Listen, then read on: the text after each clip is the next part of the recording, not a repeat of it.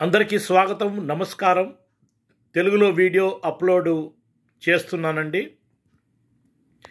ఇది women's cricket దృష్టిలో పెట్టుకుని చేస్తున్నప్పటికీ ముందు భారత జట్టు అడిలైడ్లో చక్కగా ఆడుతోంది. మనం ఒక టార్గెట్ అంటూ వాళ్ళకి ఇచ్చాము. 265 రన్స్ టార్గెట్ ఇచ్చాము. నేను చెప్పిన విధంగా స్పిన్నర్స్ డామినేట్ చేశారు.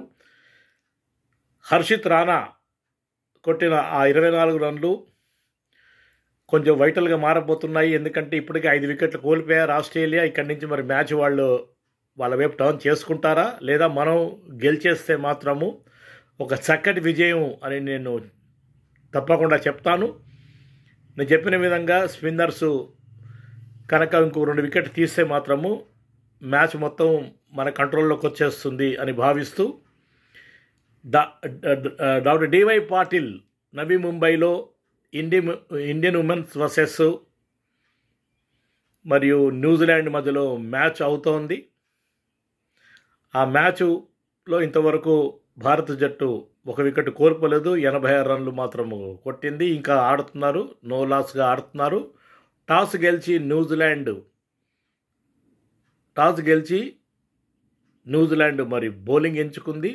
వాళ్ళు పాత మ్యాచ్లు చూసి మరి పిచ్ ఎంతగా స్టడీ చేశారో మనకి తెలియదు, కానీ భారత జట్టు మాత్రము మంచి స్కోర్ సాధిస్తే మాత్రము న్యూజిలాండ్ మీద గెలుపు సాధిస్తే ఈ ఉమెన్స్ వరల్డ్ కప్ 25-26లో మాత్రము మన స్థానం సుస్థిరంగా ఉంటుందని భావిస్తున్నాను.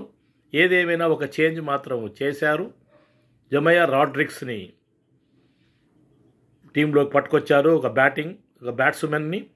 అయితే ఆల్రౌండరు అమ్జోల్ కౌర్ని డ్రాప్ చేశారు.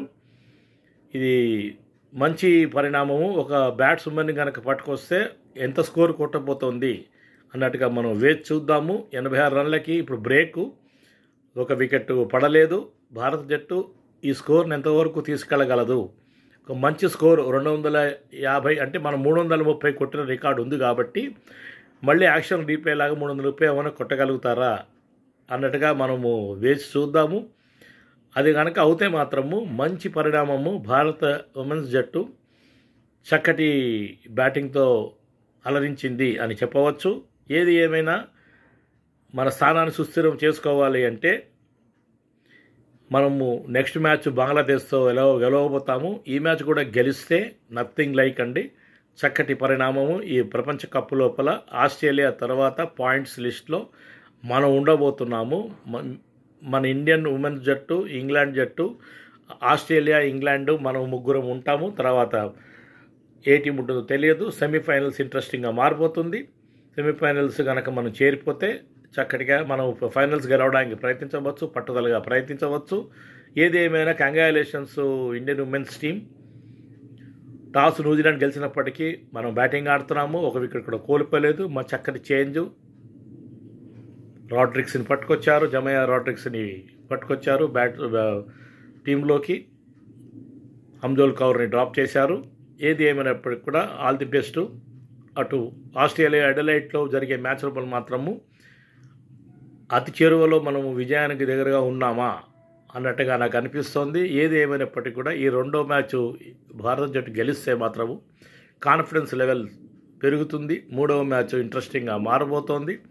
స్పిన్నర్స్ వండర్ చేస్తే మాత్రము ఈ మ్యాచ్ మనం వాళ్ళ గడ్డ మీద వాళ్ళని ఓడించి 1-1 ఈక్వల్ చేసినట్టయితే 3వ మ్యాచ్ ఇంట్రెస్టింగ్గా మారబోతోంది.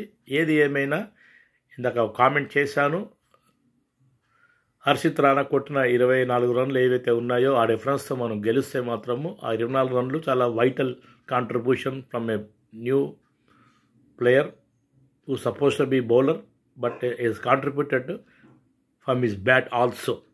సో మన బౌలర్స్ కూడా బ్యాటింగ్ ఇంప్రూవ్ చేసుకోవాలండి. చేసుకుంటే మంచిది. మరి నితీష్ కుమార్ రెడ్డి లాంటి బౌలర్ కొంచెం ఎక్స్పెన్సివ్ అయ్యాడని చెప్పాలి. అయినప్పటికీ కూడా ఆయన కాంట్రిబ్యూషన్ ఎంతవరకు మరి ఈ మ్యాచ్లో ఉపయోగించింది అని ఆలోచించినట్టయితే నెక్స్ట్ మ్యాచ్ మాత్రం నితీష్ కుమార్ని డ్రాప్ చేస్తారు అని కామెంట్ చేస్తూ ఇండియన్ ఉమెన్స్ టీంకి ఆల్ ది బెస్ట్ చెప్తూ సెలవు తీసుకుంటున్నాను. మెయిల్ చేయండి నాకు goodluckprasad@gmail.comకి. ఇండియన్ ఉమెన్స్ టీంకి all the best. Indian men's టీమ్కి వెరీ ఆల్ ది బెస్ట్. సెలవు తీసుకుంటాను మీ దగ్గర. Hyderabad blues on cricket analysis నా ఛానల్ పేరు. దయచేసి సబ్స్క్రైబ్ చేయండి, షేర్ చేయండి, మీ వ్యూస్ని నాతో పంచుకోండి. మళ్ళీ మీ ముందుకు వస్తాను. నమస్కారం.